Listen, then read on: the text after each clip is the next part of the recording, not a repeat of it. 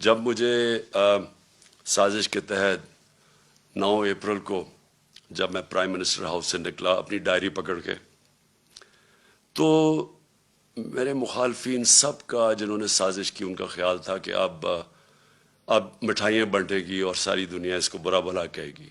Media کا پورا ایک گروپ ساتھ ملا ہوا تھا ان کے، اور ان میڈیا نے پوری کیمپین چلائی اس کے اگینسٹ۔ میں پھر سلام کرتا ہوں وہ میڈیا جو اس کے باوجود کھڑا رائے حق پہ، سچ پہ کیمپین چلائی گئی۔ انہوں نے پہلے بلیک آؤٹ کروایا ہمارا، اور پھر ان ساروں نے آ کے میرے پر کیسز بنانے شروع کر دیے۔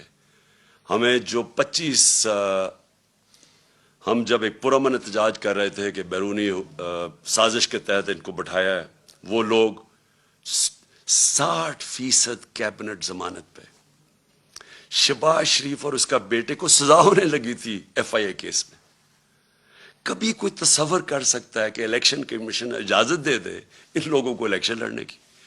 عموماً ساری دنیا میں الیکشن کمیشن، اگر آپ کے اوپر آپ انڈر ٹرائل ہوں، آپ کے اوپر اربوں روپے کے کرپشن کے کیسز ہوں، تو عموماً الیکشن کمیشن کہتی ہے کہ پہلے اپنے آپ کو کلیئر کرو اور پھر آ کے الیکشن لڑو۔ یہاں الیکشن لڑا رہے تھے اپنے آپ کو کلیئر کرنے کے لیے کرپشن سے۔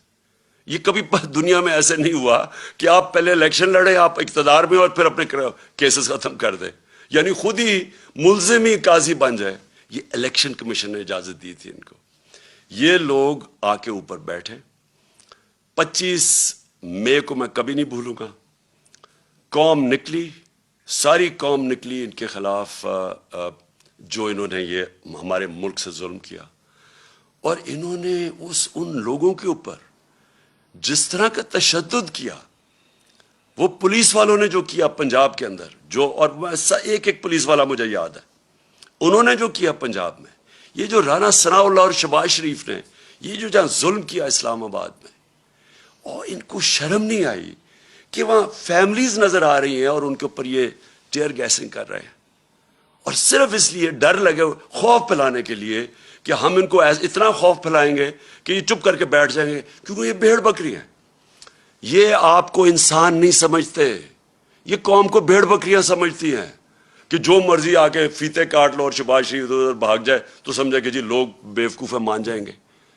تھوڑی دیر کے لیے سب کو آپ پاگل بنا سکتے ہیں، سارا وقت کوئی بھی انسان نہیں آیا جو کہ سب لوگوں کو پاگل بنا سکے، اور یہ واضح ہو گیا جس طرح پبلک نکلی ہے۔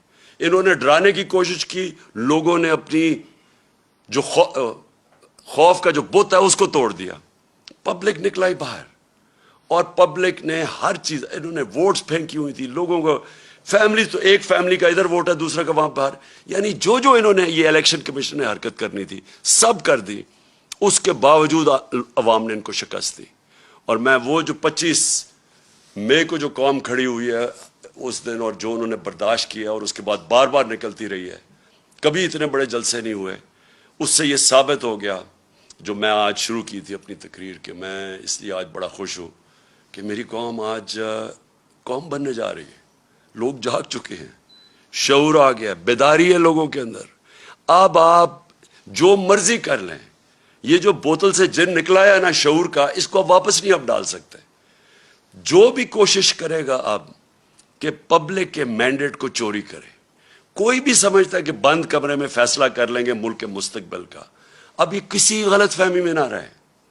یہ ملک، اب یہ قوم حقیقی آزادی کی طرف چلی گئی ہے۔ یہ جو ساری کیمپین تھی، یہ لوگوں نے اس لیے نہیں کی کہ جی کوئی بائی الیکشن ہو رہا ہے، لوگ اپنی حقیقی آزادی کے لیے نکلے ہوئے تھے۔ جو میں نے آج جب جذبہ دیکھا ہے، 26 سال کی پالیٹکس میں نے کبھی اس قوم میں وہ جذبہ نہیں دیکھا، میں نے ایسے نہیں لوگوں کو نکلتے دیکھا۔ اور میں اس لیے کہہ رہا ہوں کہ اب 2 ہی راستے رہ گئے۔ جو بھی اب کوشش کرے گا نا کہ ان کا مینڈیٹ چوری کرنے کے لیے، وہ خود جس طرح یہ انہوں نے شکست ہوئی ہے نون لیگ کو، ان کو شکست ہو جائے گی۔ ایک راستہ ہے اب قوم کا، اور وہ راستہ ہے صاف اور شفاف الیکشنز۔ جو اس کے علاوہ میں بار بار کہہ رہا ہوں، اور میں جب مجھے انہوں نے ہٹایا وہاں سے، جب ہٹانے کی کوشش کر رہے تھے، تو میں نے آپ کو پتا کہ میں نے الیکشنز اناؤنس کر دیے تھے، لیکن پھر وہ ہماری عدالتوں نے اس کو اوور ٹرن کر دیا۔ میں ابھی بھی سمجھتا ہوں کہ ملک کے لیے وہ بہترین فیصلہ تھا۔ اگر سیاسی انتشار پیدا ہی کر دیا تو بیسٹ طریقہ عوام کو فیصلہ کرنے دیں کون کس کو وہ چاہتے ہیں کہ اس ملک کی قیادت کرے. میں ابھی بھی یہ کہہ رہا ہوں، ایک راستہ اس قوم کا صاف اور شفاف الیکشن، اور صاف اور شفاف الیکشن اس الیکشن کمیشن کے اندر نیچے کبھی بھی نہیں ہو سکتا. یہ ایک ملک کی جو سب سے بڑی سیاسی جماعت ہے، اس کو کوئی اعتماد ہی اس الیکشن کمیشنر پہ نہیں ہے. بار بار یہ ہمیں ڈسا ہے، بار بار یہ ہمارے خلاف کیا ہے، اور اس نے کھل کے ہمارے اگینسٹ اسٹیٹمنٹس دیے ہیں، اور ہمیں پتہ ہے یہ لاہور میں جا کے کن کے قدموں میں بیٹھتا رہتا. میں یہ اس الیکشن کمیشنر کو آج کہوں گا کہ آپ کے پاس راستہ ہے، آپ ریزائن کریں. ایک ہی آپ کے لیے طریقہ ہے. آپ کو یہ ہو ہی نہیں سکتا کہ جب میچ کھیلنے جا رہے ہیں، دو ٹیمیں ہیں، ایک ٹیم کہتی ہے مجھے امپائر پہ اعتماد ہی نہیں ہے. کرکٹ میں بھی جب ہم میچ کھیلنے جاتے تھے ہم کہتے تھے ایک امپائر پہ اعتماد نہیں، اس امپائر کو ہٹایا جاتا تھا. ہمیں اعتماد ہی نہیں ہے اس کے اوپر، اور یہ ہمارے اوپر مسلط ہوا ہے. اور دوسری چیز، جج ہے، یہ امپائر الیکشن جج بھی ہے، جج کا کام کر رہے ہیں نا، دو جو کمپیٹ کر رہے ہیں، جج نے فیصلہ کرنا ہے. ہر عدالت کے اندر اگر آپ ایک جج کو سمجھتے ہیں متنازع ہے، وہ ریکیوز کرتا ہے اپنے آپ کو. تو مہربانی کر کے آپ کو ریزائن کرنا چاہیے. ہمیں کوئی آپ کے اوپر کانفیڈنس نہیں ہے، قوم کو آپ کے اوپر کوئی کانفیڈنس نہیں ہے. آپ ایک بائسڈ آدمی ہیں اور آپ ایک پارٹی کے ساتھ بالکل جڑے ہوئے ہیں. اور آپ نے جو سندھ کا بھی الیکشن کروایا، اس کا آپ ذرا سندھ کے لوگوں سے پوچھیں، ذرا سروے کروائیں سندھ میں کہ جو لوکل گورنمنٹ کا الیکشن ہوا ہے کیا عوام اس کو تسلیم کرتی ہے. اس لیے میں آخر میں اللہ کا شکر پھر سے کرتا ہوں. اپنے نبی صلی اللہ علیہ وسلم کا ہمارے اوپر نظر ہے، ہم ان کی امت ہیں.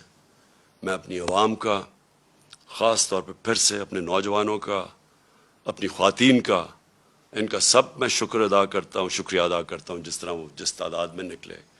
اور میں اس میڈیا کا بھی شکر ادا کرتا ہوں، شکریہ ادا کرتا ہوں جنہوں نے ہر پریشر کے باوجود انہوں نے ہماری سپورٹ کی. انہوں نے ہماری سپورٹ کیا کی، انہوں نے ہمیں بلیک آؤٹ نہیں کیا، ہمیں موقع دیا اپنا موقف رکھنے کا.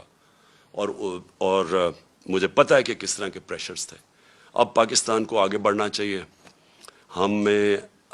ہمارے سامنے بڑے چیلنجز ہیں جو سازش کے تحت ملک کو ڈی سٹیبلائز کر دیا، اور معیشت جو نیچے جا رہی ہے، عوام مہنگائی میں پس گئی ہے. آج حالات دیکھیں کہ آج جو پٹرول اور ڈیزل ہے اس کی قیمت دیکھیں کہ انہوں نے 18 روپے پیٹرول کم کیا ہے اور 35 روپے ڈیزل کم کیا، اور پہلے ڈیزل کو 130 روپے بڑھا دیا اور پٹرول کو 100 روپیہ بڑھا دیا. انٹرنیشنل مارکیٹ کے اندر آج جب ہم گئے تھے تو تیل بک رہا تھا 103 روپے، 103 ڈالر پہ بک رہا تھا تیل. آج وہ 95 پہ پہنچ گیا. تو ان کو نیچے کرنا چاہیے. اس وقت بھی لوگوں کے اوپر کم بوجھ ڈالنا چاہیے. لیکن معیشت تب ٹھیک ہوگی جب یہاں سیاسی سٹیبلٹی آئے گی، استحکام ہوگا.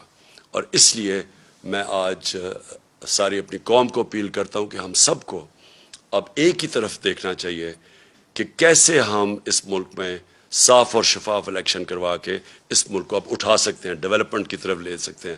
میرا جو تجربہ ہوا ہے 3.5 سال میں، ایک دفعہ سیاسی سٹیبلٹی آ جائے ملک میں، سیاسی استحکام آ جائے، یہ ملک کے اندر اتنا بڑا پوٹینشیل ہے بڑھنے کا.